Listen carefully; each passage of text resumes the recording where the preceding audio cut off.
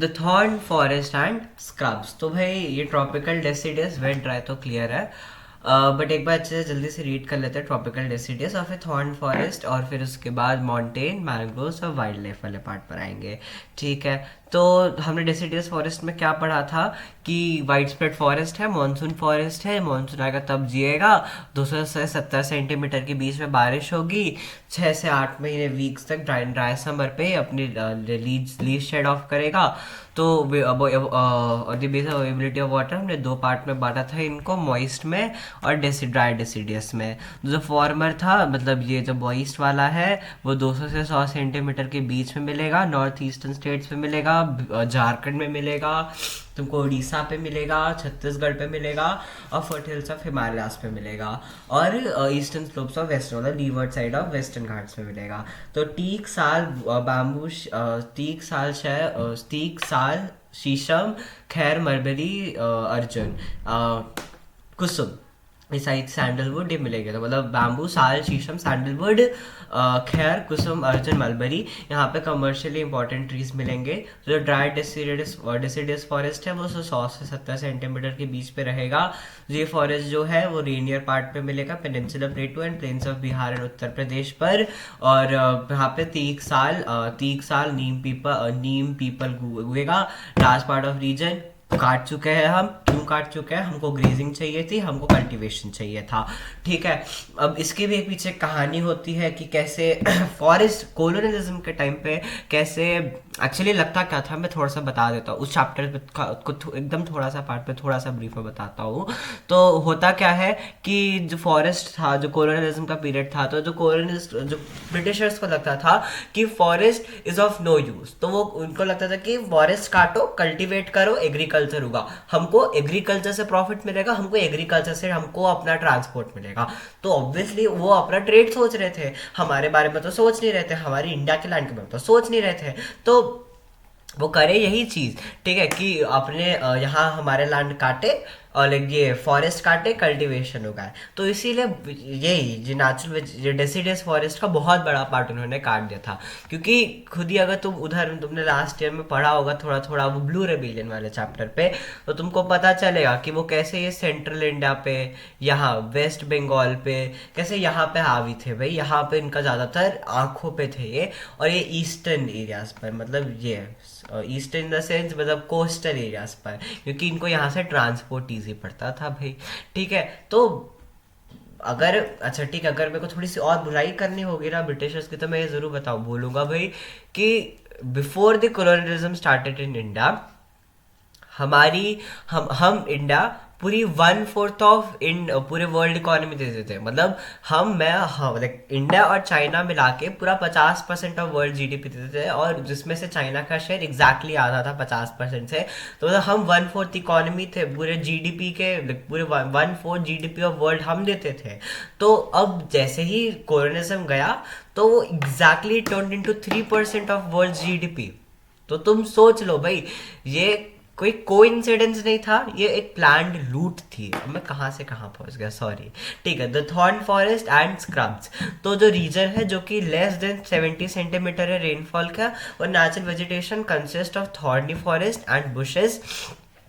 तो आप देखो थॉर्नी फॉरेस्ट जो रहता है वो, अब वहाँ पे अभी तुम 100 से 70 सेंटीमीटर पे ड्राई डेसिडियस बोले थे, अब उससे भी कम पर आ जाओगे, तुम थॉर्नी फॉरेस्ट पर उतर आ जाओगे। ठीक है, तो यहाँ पे तुमको, अब तुम खुद ही गैस कर सकते हो कहाँ कहाँ पे मिलेगा। गुजरात में मिलेगा, गुजरात के कुछ एरियाज पे, जैसे कच्छ हो गया वहाँ पे मिलेगा, राजस्थान पे मिलेगा, मध्य प्रदेश के कुछ एरियाज पे मिलेगा, छत्तीसगढ़ छत्तीसगढ़ के बेसिकली नीचे वाले साइड पे तो तुम ये यही आएगा, और शिट ये ड्राइड वो वेट ड्राइड डेसिडियस फॉरेस्ट आएगा। बट कुछ एरियाज पे, ऊपर वाले एरियाज पे, तो जैसे कि छत्तीसगढ़ इधर आता है, तो छत्तीसगढ़ के ये वाले एरिया पे तुमको कुछ थोड़ा सा पार्ट थॉर्नी फॉरेस्ट मिलेगा। और यूपी पे और हरियाणा पे, यूपी, हरियाणा, गुजरात, राजस्थान, एमपी, छत्तीसगढ़। ठीक है, यूपी, हरियाणा, एमपी, छत्तीसगढ़, गुजरात, राजस्थान। ठीक, गुजरात, राजस्थान तो ये याद होना ही चाहिए भाई, ये तो प्रोमिनेंट प्लेसेस है। ठीक है, अब यहाँ पे तुमको 70 सेंटीमीटर से कम बारिश मिलेगी। अकाकियस प्लांट, यूफोर्बियास, कैक्टाई, कैक्टाई तो सभी को पता ही होगा, अकाकियास, पाम्स, यूफोर्बियास, तो ये सब तुम नाम याद कर सकते हो, acacias, palms, euphorbias and cacti.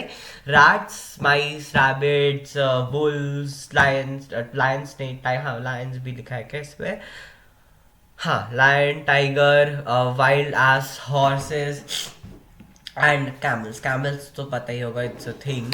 Like और रैट्स वाइस के बारे में तुमने थोड़ा थोड़ा साइंस में पढ़ा होगा कि कैसे वो अंदर चले जाते हैं रात को।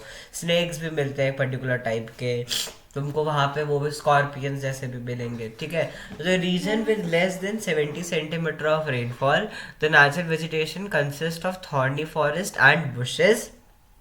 This type of vegetation is found in the northwestern part of the country, including semi-arid areas of Gujarat, Rajasthan, Madhya Pradesh, Chhattisgarh, Uttar Pradesh, and Haryana. Acacias plants, euphorbias, and cacti are main the plant species. Trees are scattered, सभी को पता है कि लंबे लंबे root होते हैं, एकदम अंदर तक से डीप लेके जाते हैं अपना रूट। अब ऐसा भी क्यों करते हैं भाई, क्योंकि वो ज़्यादा अंदर तक जा पाए और ज़्यादा अंदर से जाकर अपने और ज़्यादा पानी अक्यूमुलेट कर पाए, क्योंकि ग्राउंड वाटर अक्यूमुलेट कर पाए, थोड़ा सा 1% ऑफ ग्राउंड वाटर वो अक्यूमुलेट कर पाए। ठीक है, very deep in solar to get moisture, exactly, क्योंकि ऊपर वाले यहाँ पे तो भाई रेनफॉल हो नहीं रही है, बाहर धूप इतनी खड़ी होगी, टेम्परेचर हाई है, तो ऊपर में तो मॉइस्चर नहीं मिलेगा ज़्यादा, ऊपर वाले एरिया पे, ऊपर वाले लेयर पे। नीचे लेयर पे मॉइस्चर मिल सकता है, इसलिए वो पेनिट्रेट करते हैं बहुत नीचे तक। और the stems are succulent to conserve water, मतलब बहुत ज़्यादा वाटर को कंजर्व करते हैं। एक एक्स्ट्रा लेयर ऑफ क्यूटिकल होती है, अभी तुमने टिश्यू के चैप्टर में पढ़ा होगा क्यूटिकल क्या होता है, एपिडर्मिस में ऊपर में एक लेयर रहती है क्यूटिकल की, वो ट्रांसपिरेशन को लॉस करते हैं, तो इसमें और ज़्यादा लेयर ऑफ क्यूटिकल रहती है। ठीक है, leaves are most thick and small to minimise evaporation. Cacti में तो भाई वो कांटे जैसे दिखता है तुमको, बट वो लीव्स होता है ना। और this forest give way to thorn forest and scrubs in arid area. Common animals, rats, mice, rabbits, wolf, tiger, lion, wild ass, horses and camels. ना माउंटेन फॉरेस्ट, ये वाला पार्ट थोड़ा सा हार्ड नहीं है, बट थोड़ा सा कंफ्यूजिंग हो सकता है, तो बेसिकली इसको रीड करेंगे फिर उसके बाद को पढ़ेंगे, क्योंकि वो ना कंफ्यूज हो जाएंगे। ठीक है, अब जब माउंटेनियस एरिया होता है ना, अब जैसे कि होता क्या है कि जैसे से तो नीचे वाले नीचे लेवल पे, नीचे एल्टीट्यूड पे रहोगे तो तुमको अलग टाइप की स्पीशीज मिलती है, तुम उसके और ऊपर एरिया पे जाते हो अलग टाइप की मिलती है। ठीक है, बेसिकली यही होता है। So in mountainous area the decrease in temperature with increasing altitude leads to the corresponding change in natural vegetation. As such there is a succession of natural vegetation builds in the same order as we see from tropical to tundra region. ये tundra region क्या होते हैं, हमने class 7th में पढ़ा था कि कैसे ट्रॉपिकल से तुंद्रा रीजन में जैसे तुमको वेरिएशन मिलता है, उसी टाइप का वेरिएशन तुमको यहाँ पे भी मिलता है। The wet temperate type of forest are found between a height of 1000 to 2000 meters. Evergreen broadleaf trees such as oaks and chestnuts predominate between 1500 and 3000 meters. Temperate forest contain, तो मतलब 100 से 1000 मीटर के बीच में एवरग्रीन तुमको अच्छे से हरे भरे बड़े बड़े लीफ वाले ट्रीज मिलेंगे, ओक्स मिलेगा, चेस्टनट मिलेगा, ये सब प्रीडोमिनेट करते हैं। 2 second. Broad trees like such as oaks and chestnuts predominate, ये कहाँ पर, 1000 से 2000 के बीच पर।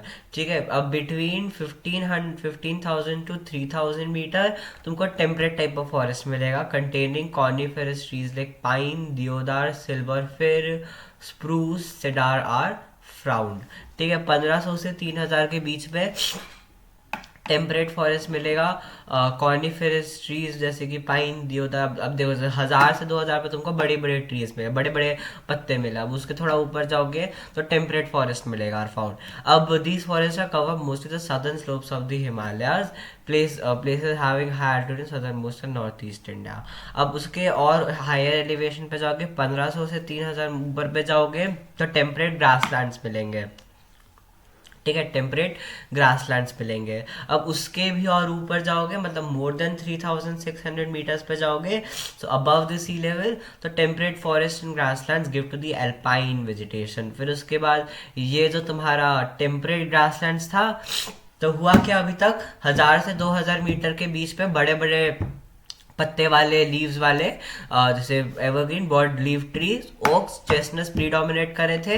अब 1500 से 2000 3000 मीटर के बीच में आ गया, तुमको टेम्परेट फॉरेस्ट मिलने लगा, मतलब पाइन, देवदार, सिल्वर फिर एंड स्प्रूस सेडार, ये मिलने लगा तुम्हें। अब तुम इसके ऊपर southern slopes of Himalaya, high altitude, southern and north east India. अब उसके भी और ऊपर चले गए, तुम 1500 से 3000 के ऊपर चले गए, elevation temperate grasslands are common. अब उसके हायर एलिवेशन पे 1500 से 3000 के ऊपर तुमको मिलने लगे टेम्परेट ग्रासलैंड्स मिले। अब तुम 3600 मीटर्स के ऊपर जाओगे तो तुमको टेम्परेट फॉरेस्ट एंड ग्रासलैंड्स, ये जो टेम्परेट फॉरेस्ट और ग्रासलैंड्स है वो एल्पाइन वेजिटेशन में गिव अप कर देते हैं। तो silver fir, junipers, pines, birches are the common trees of these forest, however they get progressively stunted as they approach the snow line. तो अब सिल्वर फिर, जुनाइपर्स और पाइन्स और जो birches रहते हैं, वो कॉमन ट्रीज जो कि फॉरेस्ट में रहते हैं, they get progressively stunted as they approach to the snow line. Ultimately through scrubs and shrub they merge into the alpine grassland. अब फिर ये अल्पाइन वेजिटेशन भी अल्पाइन ग्रासलैंड्स में कन्वर्ट हो जाती है। Thus, they are extensively grazing nomadic tribes such as Gujars and Bakarwals. So, at higher altitudes, mosses and lichens forms a part of a tundra vegetation. अब जैसे कि हमने देखा कि टेम्परेट था, फिर टेम्परेट उसको उसमें कन्वर्ट हो गया, टेम्परेट था जो तुम्हारा उस पर कन्वर्ट हो गया जैसे बड़े बड़े ट्रीज थे, ओक्स, चेस्टनट थे। अब फिर उसके बाद 1000 से 2000 के बीच में, अब 1500 से 3000 के बीच में टेम्परेट फॉरेस्ट आने लगा, कॉर्निफरस ट्रीज लाइक पाइन, देवदार, सिल्वर फिर, स्प्रूस, सेडार आने लगा। अब उसके ऊपर भी तुम mostly cover the southern slopes of Himalaya, places having high altitude in southern and northeast India. At higher elevation, temperate grasslands are common. At higher, generally more than 3600 meters above the sea level, temperate forest and grassland give way to alpine vegetation. अब ये जो temperate grassland था जो कि 1500 से 3000 के थोड़े ऊपर था, 3600 के ऊपर पे वो एल्पाइन वेजिटेशन में कवर हो जाता था। Silver fir, junipers, pines and birches are common trees. अब और ऊपर जाओगे तो approach the snow line, ultimately ये जो स्क्रब्स थे वो एल्पाइन ग्रासलैंड्स में टर्न हो गए। तो मतलब अब एक लाइन बनाओ, तो ब्रॉड लीफ ट्रीज मिलेंगे पहले तुमको, ब्रॉड लीफ ट्रीज मिले, फिर उसके बाद तुमको टेम्परेट फॉरेस्ट मिला। टेम्परेट फॉरेस्ट में कौन कौन आता है? टेम्परेट फॉरेस्ट में कॉर्निफेरस ट्रीज, पाइन, देवदार, silver fir, जुनाइपर्स, spruce cedar, like pine, देवदार, silver fir, spruce cedar, pine, देवदार, सिल्वर फिर, स्प्रूस सेडार मिले। Having high altitude, southern slope and north east India. अब और उसके ऊपर जाओगे तो टेम्परेट ग्रासलैंड्स आर कॉमन। अब टेम्परेट फॉरेस्ट से ऊपर गए तो टेम्परेट ग्रासलैंड्स आ गए। अब इसके भी ऊपर जाओगे तो टेम्परेट ग्रासलैंड्स आर कॉमन। अब इसके भी हाई एल्टीट्यूड जाओगे, मतलब मोर देन 3600 आओगे, तो टेम्परेट फॉरेस्ट एंड ग्रासलैंड ये सारे मिलके तुमको अल्पाइन वेजिटेशन में दे देते हैं, अल्पाइन वेजिटेशन पे कवर कर देते हैं। ठीक है, सिल्वर फिर, इसमें भी जो कॉमन मिलेंगे तुमको silver fir, juniper, pines and birches are common. ठीक है, अब और ऊपर जाओगे they approach the snow line, ultimately through shrubs and scrub they merge into alpine grasslands, alpine grasslands। ठीक है, और Gujjars and Bakarwals extensively for grazing by जो अल्पाइन ग्रासलैंड रहता है वो नोमैडिक ट्राइब्स के लिए यूज होता है, Gujjars and Bakarwals. At higher altitude mosses and lichens भी इस वेजिटेशन का पार्ट रहता है। कुछ एनिमल्स का नाम लिखते होंगे तो Kashmir stag, spotted deer, wild sheep, jack rabbit, Tibetan antelope, yak, snow leopard, squirrels, shaggy horn, wild ibex, bear and rare red panda, sheep, goats with thick hair. तो मतलब जो तुमको थोड़े थोड़े याद आते हैं वो लिख सकते हो, जैसे कि rare red panda, Kashmir stag, spotted deer, wild sheep, jack rabbit, yak तो सभी को पता होगा, snow leopard, squirrels, shaggy horn wild ibex, bear and rare red panda. अब बात करते हैं मैनग्रोव फॉरेस्ट की। तो मैनग्रोव फॉरेस्ट क्या होते हैं? टाइडल फॉरेस्ट होता है। कभी किसी ने, अच्छा ये फोटो देखो, इस फोटो पर थोड़ा थोड़ा समझ में आएगा कि देखो इस फोटो पे दिख नहीं रहा है क्या तुमको? ये गलत चल नहीं रहा है। वेट, रेड से करते हैं। हाँ, जैसे कि इधर देखोगे तो देखो ये कैसे यहाँ पे पानी पर आधा है और आधा लाइक थोड़ा थोड़ा पूरा आधे पानी उसके एक लेवल, उसके रूट जो है वो पानी के लेवल पर है। तो तुम समझ सकते हो किस लिए तो टाइडल फॉरेस्ट होते हैं, इसलिए क्या, influenced by tides, coast influenced by tides. जो मड और जो सिल्ट एक्यूमुलेट होती है ना इन कोस्ट पे, अब जैसे कि ये पानी आता है, शिट, अगर ये पानी जब आता है तब तुमने देखा होगा जैसे कि कैसे यहाँ पे पानी आता है तो सैंड सिल्ट वगैरह यहाँ पे अक्यूमुलेट हो जाता है इन कोस्ट पे। तो ये डेंस, और ये बहुत ज़्यादा इनके अंदर बहुत ज़्यादा न्यूट्रिएंट्स होते हैं, तो तुम्हारे अक्यूमुलेट होते हैं ना, तो ये मतलब बहुत ज़्यादा वो रहता है, न्यूट्रिएंट्स रहते हैं। Also, dense mangroves are the common varieties with root of plants submerged under the water. तो डेल्टा है Ganga, Mahanadi, Krishna, Kaveri, Godavari are covered by such vegetation. तो डेल्टाज ही बेसिकली रिवराइन आइलैंड्स, डेल्टाज इन सब में तुमको ये मैनग्रोव फॉरेस्ट मिलता है। गंगा, महानदी, कृष्णा, गोदावरी, कृष्णा, कावेरी, महानदी, इसे याद करने का तरीका होता है गंगा, महानदी, कृष्णा, कावेरी, कृष्णा, गोदावरी, कावेरी, ठीक है। तो और गंगा ब्रह्मपुत्र डेल्टा, सुंदरी ट्रीज मतलब सुंदरबन डेल्टा सभी को पता होगा, which provide durable hard timber, palm, coconut, keora, agar, ये सारी चीज़ें तुमको मिलते हैं, also grow in some parts of the delta. तो जो रॉयल बंगाल टाइगर यहाँ का सबसे ज़्यादा एनिमल फॉरेस्ट यहाँ पे सबसे ईजिली मिल जाएगा तुमको। टर्टल्स, क्रोकोडाइल्स, घड़ियाल, snakes are found in these forest. भाई रॉयल बंगाल टाइगर नाम तो सुना ही होगा। मैनग्रोव फॉरेस्ट, मैनग्रोव फॉरेस्ट कहाँ के? ब्रह्मपुत्र, गंगा ब्रह्मपुत्र डेल्टा, मैन है ना, सुंदर सुंदरबन डेल्टा है कि नहीं, ठीक है। तो influenced by coast, influenced by tides, mud and silt get accumulated on such coast. Dense mangroves are the common varieties with roots of plants submerged under water. The deltas of Ganga, Mahanadi, Krishna, Kaveri, Godavari, ठीक है। अब ना मेडिसिनल प्लांट्स, तो कौन कौन से medicinal plants तुमको हमारे इंडिया में मिलते हैं? तो भाई अपने हर्ब्स के लिए, अपने श्रब्स के लिए भाई हम तो बहुत सालों से नाम कमाए हैं। हम तो we are well known for our medicinal things, है ना, हर्ब्स के लिए और स्पाइसेस के लिए एंशियंट टाइम्स पे। तो 2000 प्लांट जो कि हमारा आयुर्वेद कहता है आर डिस्क्राइब्ड, 500 अभी भी रेगुलर यूज पर है, और wild conservation unions red list has named 352 medicinal plants, of which 52 are critically threatened and 49 are endangered. These commonly used plants in India are, इनके नाम याद रखने पड़ेंगे तुम्हें, और थोड़ा थोड़ा यूजर्स भी याद रखने पड़ेंगे थोड़े से, क्योंकि ये एग्जाम पर आ सकते हैं एंड इम्पॉर्टेंट है ये भाई। सर्पगंधा, तो सर्पगंधा ब्लड प्रेशर ट्रीट करता है और only found in India. Blood pressure treat करता है कौन? सर्पगंधा। जामुन जो रहता है, जो जूस रहता है इनका राइप फ्रूट का, वो विनेगर प्रिपेयर करने के लिए होता है, जिस कार्बोनेटिव एंड ड्यूरेटिक, ये एंजाइम्स नहीं होते हैं, केमिकल्स होते हैं जो कि एक्चुअली तुम्हारे डाइजेशन सिस्टम में काम आते हैं और डाइजेस्टिव सिस्टम में काम आते हैं। तो मतलब राइप फ्रूट, इसका जो वो होता है जामुन का, वो पतंजलि का मिलता है, देखना कभी, vinegar to prepare vinegar which is carbonative and diuretic और हैज डाइजेस्टिव प्रॉपर्टीज। और इनका जो पाउडर रहता है सीड का, वो डायबिटीज कंट्रोल करने के लिए होता है। तो सर्पगंधा किसके लिए? Blood pressure. जामुन किसके लिए? Digestion, कार्बोनेटिव, diuretic. और उसका बीज का पाउडर क्या बनता है? Controlling diabetes. अर्जुन, अर्जुन 1 2 कितने नाम है यहाँ पे? 1 2 3 4 5 6 7, 7 नाम है, 7 को याद रखने पड़ेंगे। अर्जुन, अर्जुन जो है, जो fresh juices cure of year एक्ट, it is also use to regulate the blood pressure.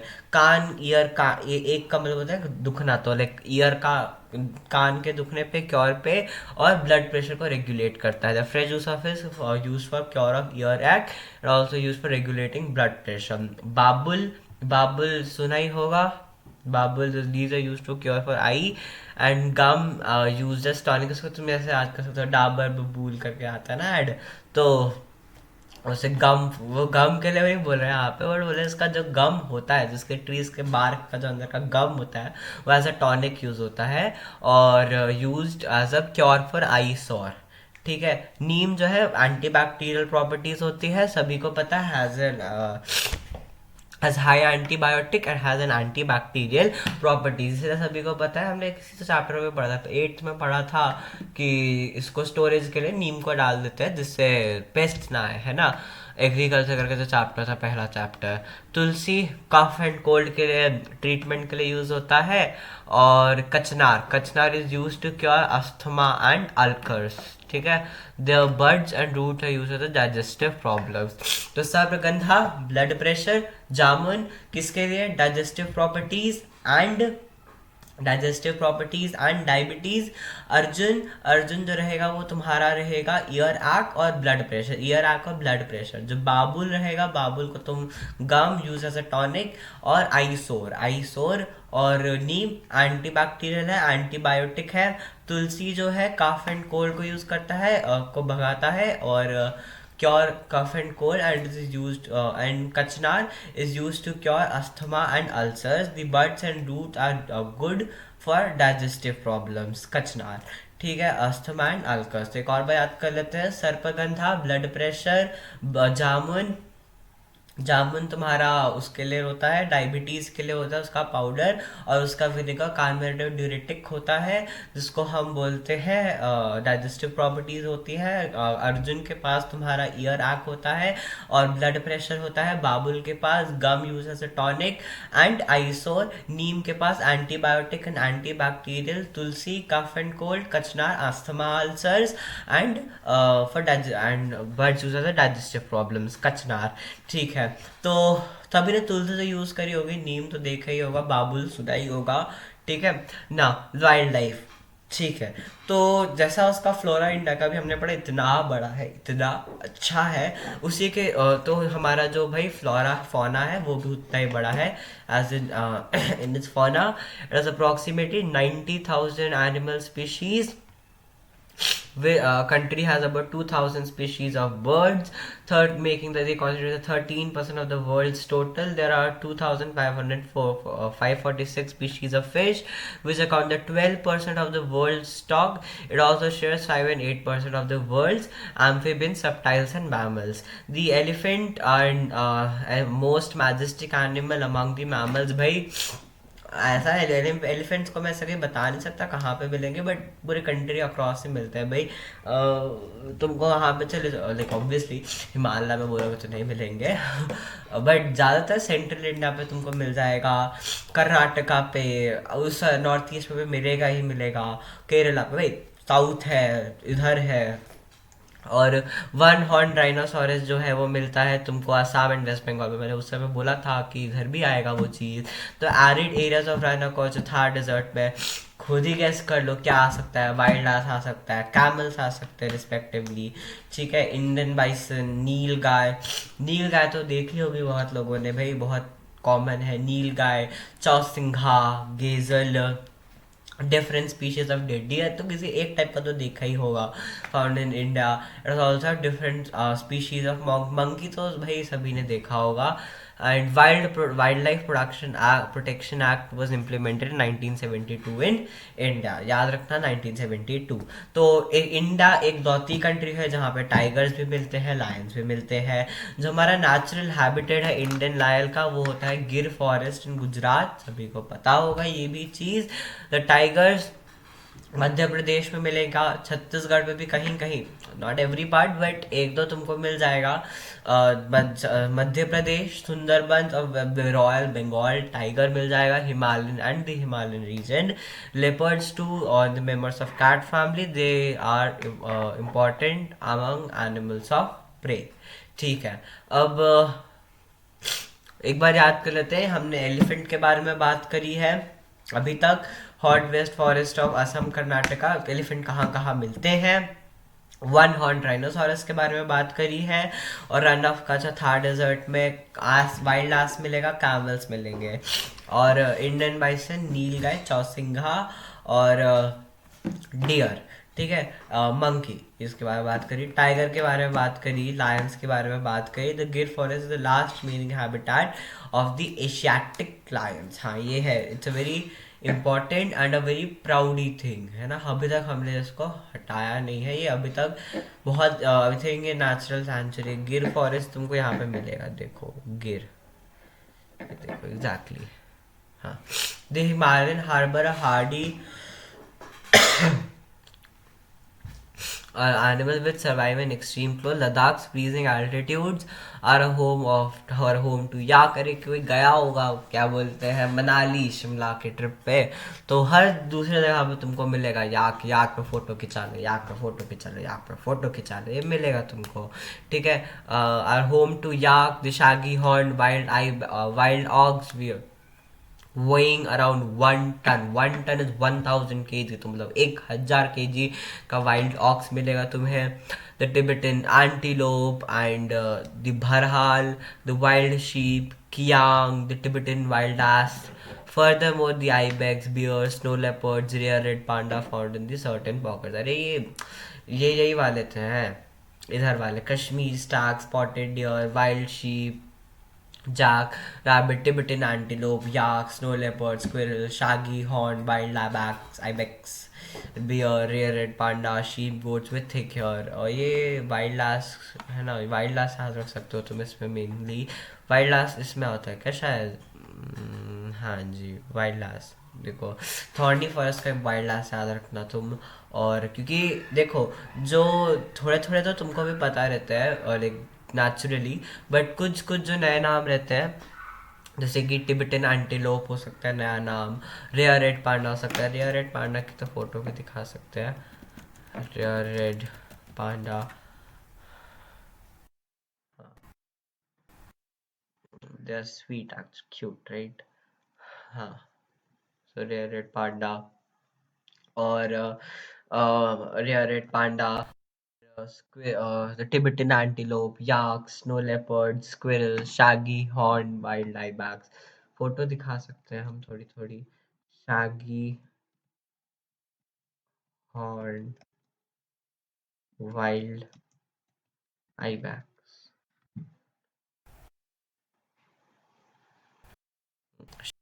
horn, wild ibex।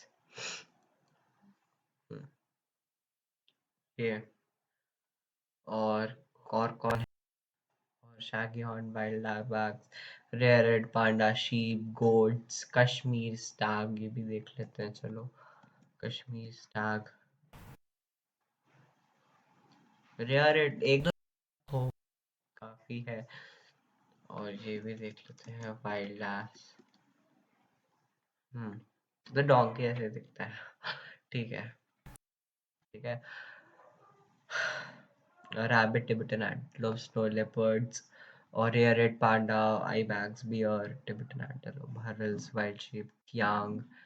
ठीक है, इसमें से कुछ कुछ तुमको आई थिंक बैम्बू मैप के लिए आएंगे एग्जाम में, जच्ची काम आएगा, राजा जी आएगा, कॉर्बेट आएगा, मानस, काजीरंगा आएगा, और गिर आएगा, राजा जी तो बोल दिया, आई थिंक रणथंभौर है, संजय नहीं ये नहीं है, मुड़ुमलई है, रांगथित्तू है, और ठीक है वो तो उसमें तुमको याद करना पड़ेगा। Found in the world today, bird life भी हमारे वहाँ पे बहुत अच्छी है भाई, सभी को पता है। पीकॉक है, फीजेंट्स है, डक्स है, पैराकीट्स है, क्रेन्स है, पिजन्स है, inhabiting the world and the wetlands of the country। We have selected our crops from the biodiverse environment from the reserve of edible plants। देखो भाई, जो क्रॉप्स हम उगाते हैं ना, वो नेचुरल वेजिटेशन से बहुत ज़्यादा डिफरेंट रहता है, ऑब्वियस सी बात है। हम तो वो एडिबल प्लांट्स उगाते हैं। हम experiment also has experimented selected many medicinal plants, हम मेडिसिनल प्लांट्स को भी उगाने की एक्सपेरिमेंट करे हैं। एनिमल्स जो है were selected from large stock provide by natural as a milch animal, जो हम जिसको ब्रीड करते हैं, जहाँ हम जिसको रियर करते हैं, और वही एनिमल्स होते हैं जो कि लार्ज स्टॉक होते हैं। मिल्क एनिमल्स दूध देने वाले एनिमल्स होते हैं बेसिकली। और they are provided as broad power, transportation में मुझे काम करेंगे, मीट देंगे, एग देंगे, फिश देंगे। इन सबको हम रियर करते हैं ना। फिश हम रियर करते हैं क्योंकि हम वो न्यूट्रिटिव फूड देते हैं। हम बहुत सारे इंसेक्ट को पालते हैं, जैसे हनी को पालते हैं, पॉलिनेशन में काम करते हैं, हम फ्रूट ट्रीज उगाते हैं, है ना। और exerting biological control such insect ना, every species has a role to play in ecosystem. जितनी भी स्पीशीज है ना, उनका कोई ना कोई रोल है इकोसिस्टम में। तो जो कंजर्वेशन है वो इसीलिए इम्पोर्टेंट है क्योंकि हम उगाते हैं, मैं नहीं बोल रहा हूँ कि हम वो भी उगाते हैं, हम प्लांट्स भी, हम एनिमल्स भी रियर करते हैं, हम एनिमल्स को भी अच्छे से पालते हैं। बट द पॉइंट इज हम बस अपने बाहर देख ले रोकते हैं ना, बट हर स्पीशीज के इकोसिस्टम में कोई ना कोई काम है, हाथ पीछे है। तो इसलिए कंजर्वेशन बहुत इंपॉर्टेंट है। तो as been mentioned earlier, due to the excessive exploitation, हम बहुत ज़्यादा exploit कर चुके हैं, हमने करा, ब्रिटिशर्स ने करा, ठीक है। तो as been mentioned earlier, due to excessive exploitation of plants and animals by human beings, the ecosystem has been disrupted। जो हमारा ecosystem है वो हिल चुका है।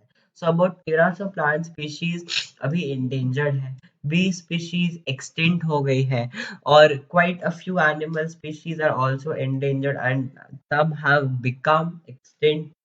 कुछ एनिमल स्पीशीज एंडेंजर्ड है, कुछ एक्सटिंक्ट हो चुके हैं। अभी ये भी तुमको पता होगा आई थिंक, क्या होता है इंडेंजर्ड, क्या होते हैं एक्सटिंक्ट, क्या होता है, इन सब में डिफरेंस होता है भाई। कि एंडेंजर्ड होता है वो बहुत कम बचे में, एक्सटिंक्ट हो जाएगा वो विलुप्त तो हो चुका है, डिफरेंस होता है। तो अब इसका जो रीजन, जो मेन कॉज रहता है वो इस मेजर थ्रेट का, वो ये होता है कि हम हंट कर रहे हैं, है ना। Hunting by greedy hunters for commercial purpose. अभी मैं एक फैक्ट बताऊं तो एक टाइम था, जब कॉलोनिज्म का टाइम था ना भाई, तो वहां पे, तो उस टाइम में ब्रिटिशर्स को क्या लगता था, या फिर जो वाइस रॉयज रहते थे, या फिर जो भी लॉर्ड्स रहते थे, जो भी तुम बोलते हो, बोलते थे वाइस रॉय रहते थे। तो वो क्या करते थे, उनको लगता था कि जैसे कि मुगल्स जैसे कि हंटिंग पे जाते थे, तो वो बड़ी शान और शौकत वाली बात वो समझते थे ना। तो उनको भी लगता था कि वो हंटिंग पे लगा तो बहुत शान और शौकत की बात है। तो तुम देखोगे तो ये जो लोगों को हंट करना एक स्पोर्ट बन चुका था उस टाइम। तो जैसे कि एक स्पोर्ट था कि जो सबसे ज्यादा टाइगर मारा है वो ज्यादा शान और शौकत वाला इंसान, ऐसा वाला सिस्टम वहाँ पे चालू हो चुका था। तो greedy hunters for commercial purpose, pollution due to chemical, industrial waste, acid deposit, introduction of alien species, and reckless cutting of the forest to bring land under cultivation and habitation are also responsible for imbalance, है ना। जो हम pollution create कर रहे हैं, जो acid deposit कर रहे हैं, एलियन स्पीशीज को हम ला रहे हैं, रेकलेस कट फॉरेस्ट से रेकलेसली काटे जा रहे हैं हम भाई। तो रेकलेस कटिंग जो होती है, to bring land under cultivation habitation, ये सारे imbalances to protect the flora and fauna of the country, the government has taken many steps. तो हमारी कंट्री ने बायोस्फीयर रिजर्व्स बनाए हैं। तो बायोस्फीयर रिजर्व, 18 बायोस्फीयर रिजर्व्स बनाए हैं, has been set up in the country to protect flora and fauna.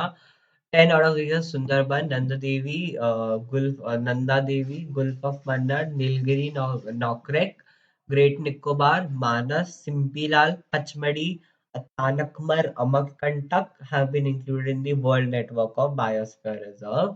तो नाम तो थोड़े थोड़े पते होंगे तुमको, देख जो जहाँ पे तुम रहते हो उसके आसपास का जगह का नाम होगा, तो you could relate to it. I could relate to Pachmarhi, Achanakmar, Amarkantak, Simpilaal.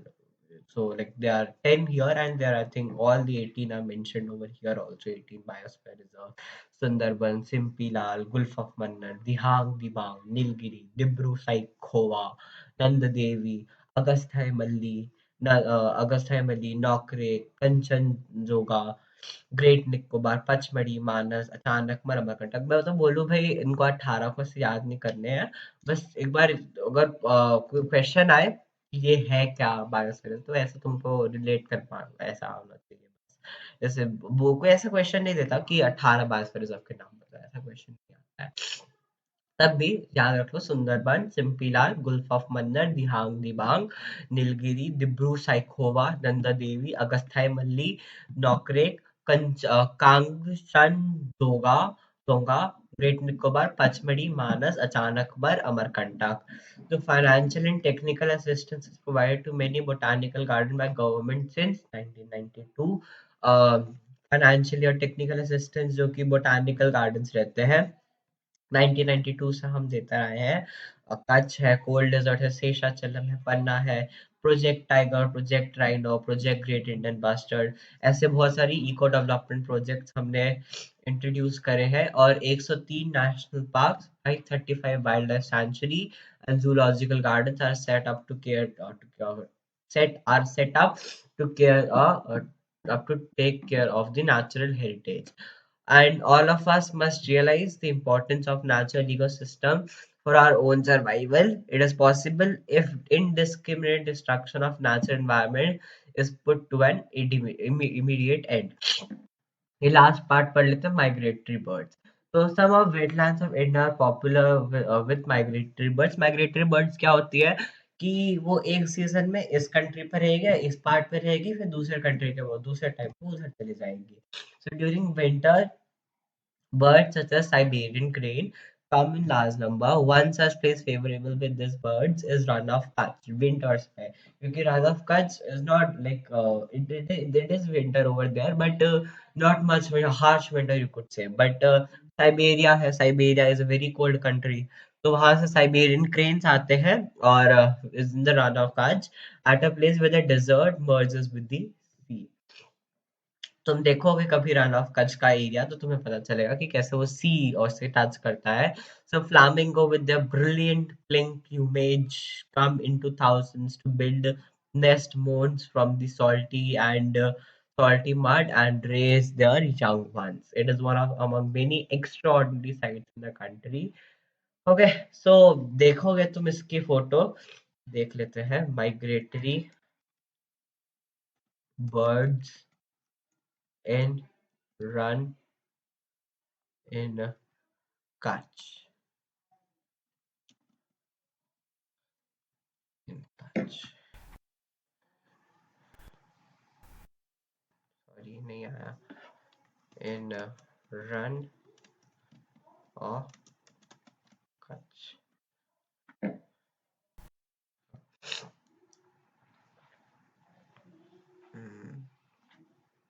कुछ ज्यादा खास दिखा नहीं मुझे बट ठीक है। हाँ लाइक साइबेरियन क्रेन्स आती है उस समय favorable with birds in the run of Kutch at a place where the desert merges with the sea with their brilliant plumage. Plumage का मतलब होता है भाई उनके क्या बोलते हैं उसको फेदर्स है ना। प्लूमेज मतलब बहुत लाइट होता है वो इसलिए plumage. Come into thousand to build their rest movements from salty and raise their young ones. So that was the end of the chapter. Thank you.